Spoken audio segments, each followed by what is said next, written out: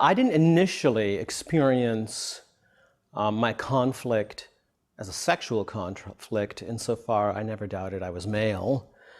I experienced it more as a form of detachment from my father and an aversion to him, which was concurrent with a strong attachment to my mother and my four sisters, all of whom were very positive influences in my life. And even if my father had not been a difficult person, he wasn't around, but even if he had been around, I wouldn't have attached to him. But the fact is, for a good part of my development into sexual identity, he was just absent, mostly because we were living at the poverty level and he was working two jobs. So we saw him on the weekends, but for the most part, he worked morning, noon, and night. My only source of relationship and coming into a sense of self in the context of relationship was with women and girls in my home, because I didn't have a brother. And so much of human identity is based on what Martin Buber called dialogical personalism, which is who you are as a person, your I, me, comes forward in the presence of a thou, another person, mostly an affectionate authority figure, because thou is the familiar. And the most important thous in my life were my mother, my half-sister, who was 15 years older, and then my other three sisters. So it was in that context of those relationships that my I, my sense of self, started coming forward. So there was no meeting place for my maleness and masculinity within that context because my father was absent. And then when he was present, he was a broken person suffering from post-traumatic stress disorder as a consequence of having been a prisoner of war during World War II. My friend Daniel Trobisch has talked about how mother is a circle and father is the one who draws us away from that circle. So a lot of the origins to my same-sex attraction was actually an attempt to pull away from mother because there had not been that fatherly presence to draw me into his embrace where I could identify with him and where the end process of identification is an identity. And so my identity as masculine was compromised. Not so much my identity as male. I never doubted I was a boy. There was another factor that I speak about in my book, Setting Love in Order, which was that we were immigrants and English is my second language. And so there was another barrier in my life to connecting with other little boys, which was a language barrier, and then a cultural one, because we had a European culture at home, but we were living in the US. And so much of identification with the same sex occurs in the context of play and bonding with other little boys in a troop bonding it's called. And I had an extra step in coming into troop bonding, which actually didn't happen for me until I was in the gay lifestyle, which was my first experience of connecting with other guys as guys. Homosexuality is fetishistic insofar that the object of the homosexual attraction will have certain features that the subject, the person having the attraction, uniquely defines as the same sex. So for some guys, it's older men. So there are some men who are only attracted from the time they're young boys all through their adult life until they get any help to men who are in their 50s, 60s, and 70s. Well, that's easy to understand because that's how they perceived their fathers, or if their fathers were missing, the one positive male in their life was a distant grandfather. And so they've attached to it in a tenuous way that's highly charged. Another way that homosexual attraction sometimes forms is only toward members of the male sex who are part of another race. And so there you have someone who sees masculinity as something that is strong if it's in a white man, if the person is not Caucasian, or if it's in a person of color, if the person is Caucasian. And in other cases, it's men who are only muscular and have hair all over their body. In others, it's guys who are slim and who have only very smooth skin. So we speak about homosexuality now more in the plural, homosexualities, and we understand the attraction as one that gives an indication of what the person is trying to sort through. And so the symbolic nature of it is that somewhere in the past, there is someone who actually matches what is being presented in the fantasy. And so it's not merely a symbol, it's actually a literal object who's there in the history of the person's psyche. And so when you revisit that and you find out what is going on in that relationship, distancing, too much connection. For example, for some young men, they've been sexually abused by another young man or an older man.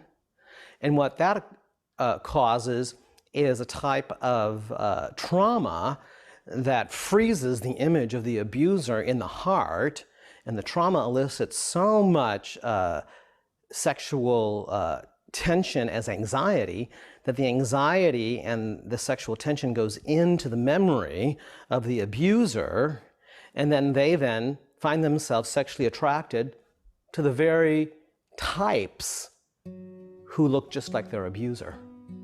And it's very confusing.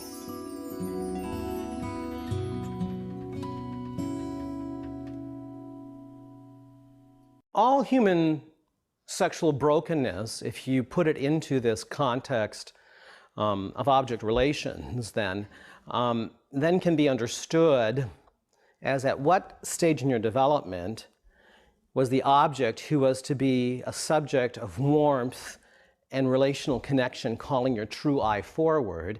At what point did that object remain just an object and never became a subject, never became a person in relation to you?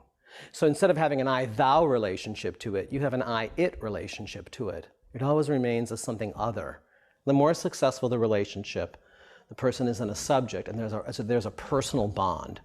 But if the person stays as an object, there's always that sense of relating to that person as one who's beyond reach because they're not quite human. And that's the nature of all sexual brokenness. We treat the other as a sexual object rather than a person. So whether it's the heterosexual man who's addicted to internet porn, or the homosexual man who's only attracted to one sort of man, they both have basically the same construction. The sexual attraction is to a thing who looks like a person, but it's an object. And the only difference is kind. One is of the same sex and one is of the other sex. Conrad Bars, in his book Healing the Unaffirmed, basically was speaking about the most extreme form of affirmation disorder, which is deprivation neurosis. What he showed is that in the most extreme form of the failure to attach, there is no attachment even to a person as an object. So what you have is just a person who has a big hole on the inside where everything just falls through, a kind of deprivation. And so they have no context within which to establish a relationship. They never feel connected to another human being ever. All their connection is willed. He calls it willed rapport. It all depends on where the injury is. And if the injury is early in life, it's called a primal injury, and that will cause the person to have a compromise in their ability to remain connected to another human being. And so what Bars was speaking about was not homosexuality per se, but was a type of profound narcissistic injury where there's no attachment to a person, not even on a symbolic level. And so homosexuality actually in the scales of understanding narcissistic disorders is on the lower level of the scale because the person actually wants to connect with another person and has an object of another person to connect with, which is why many gay people actually want to marry other people, want to establish a home, want to have children, because there's a great desire for connection. What Bars was talking about was a kind of deprivation neurosis that takes that away. And what you end up with is a self that is so empty, it's sometimes called the empty self, that all that is on the outside is an exterior, and the only thing that's important is how we're perceived. This is what Kohut calls the grandiose self.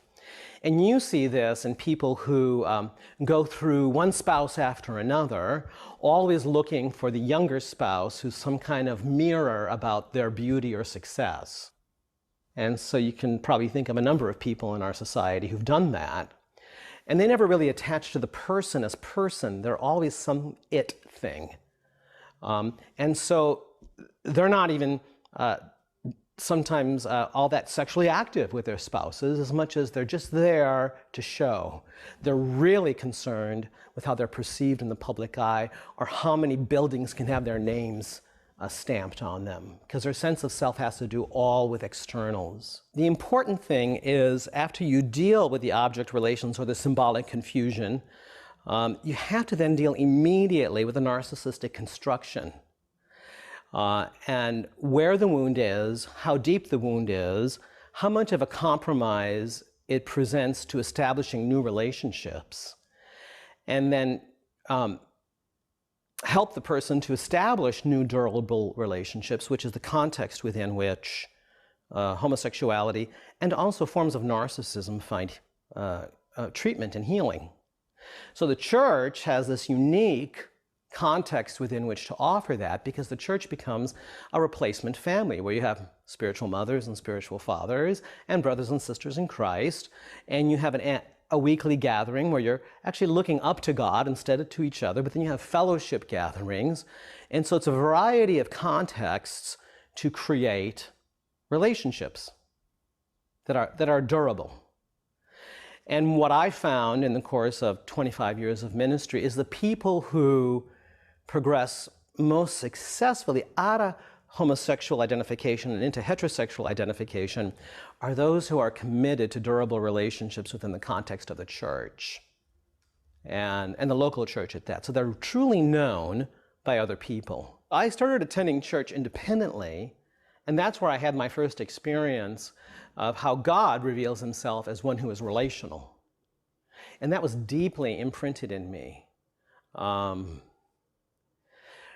And I think, actually, had I stayed in that neighborhood, I would have confided in those sisters, at least, about what was happening in my home and what was happening in my heart. But when I was in the 4th grade, we moved from this immigrant neighborhood where my family of 7 was cramped into a 2-bedroom flat to the suburbs, to a 4-bedroom house. And it was there that the shift at that moment in the 4th grade, I became very much aware of how much of an outsider I still was. So the move will cause any kid to feel like he's an outsider. But I think for me, I was also sensing that I was not connecting to other little boys. And so I made friends with other little girls or other little boys who had difficulty connecting with other little boys. So my very best friend from that first day I went to school, who stayed my friend for years, he likewise had same-sex attraction develop as we later entered into puberty. And my experience in grammar school and then as I emerged into my teen years was that my sexual attractions were starting to go toward men. And at age 14, though, I then went to a Leighton Ford crusade, and there I heard the gospel preached in that Protestant evangelical way. And it was another experience of this revelation of God to me in the person of Jesus Christ, calling me to contextualize my sense of self outside myself transcendently in him, and particularly in his word. So that became a great focus for me at age 14. But at the time, the church that I was at, which was a really fine church, didn't really know what to do with anyone who was struggling homosexually. This is 1974. So I stayed in that church, but at that point I was displaying what is sometimes called gender nonconformity. And so I was effeminate, and I could tell they didn't quite know how to handle me. I wasn't really gregarious or anything like that. They just had no place. And I was there with my older sister, who was only 18 months older than me, and we went to church alone. My parents didn't attend. So after a few years of that, I stopped.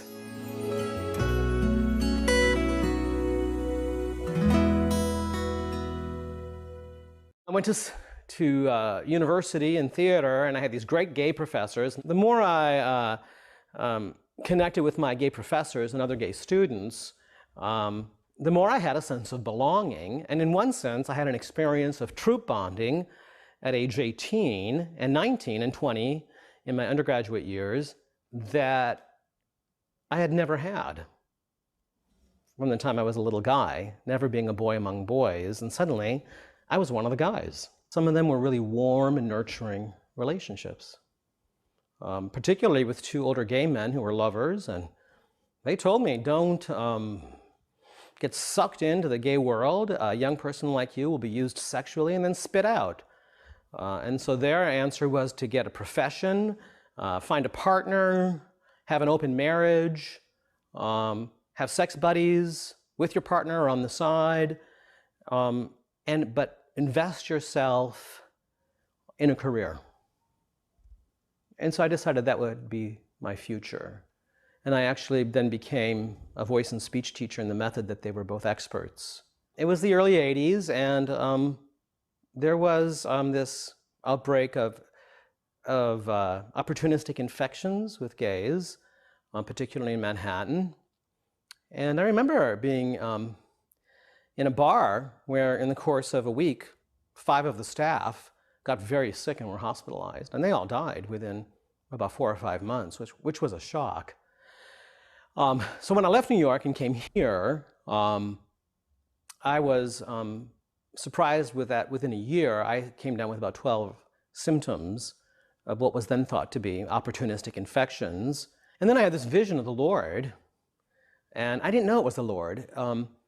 And so when I said help, I saw this head and shoulders and light shining from behind. And I heard in my spirit, not with my ears, not in an auditory way, I want to heal your whole person, not just your sexuality. Choose. And then I saw myself in that hospital room on one hand, and then I saw myself on the other hand in the presence of God. So it was choose. So I obviously chose the Lord, and then I laid hands on myself for healing and fell asleep. And in the morning, my doctor came in and he said, well, we would like to do another blood test to see where your white cell count is, to see if your system can handle the bone marrow biopsy. And so they did the blood test, they counted the white cells, and my white cells had jumped into the thousands, where they had been in the double digits the night before. So he came in rather perplexed and asked me if anything had happened, and I told him no. I didn't want to talk about it.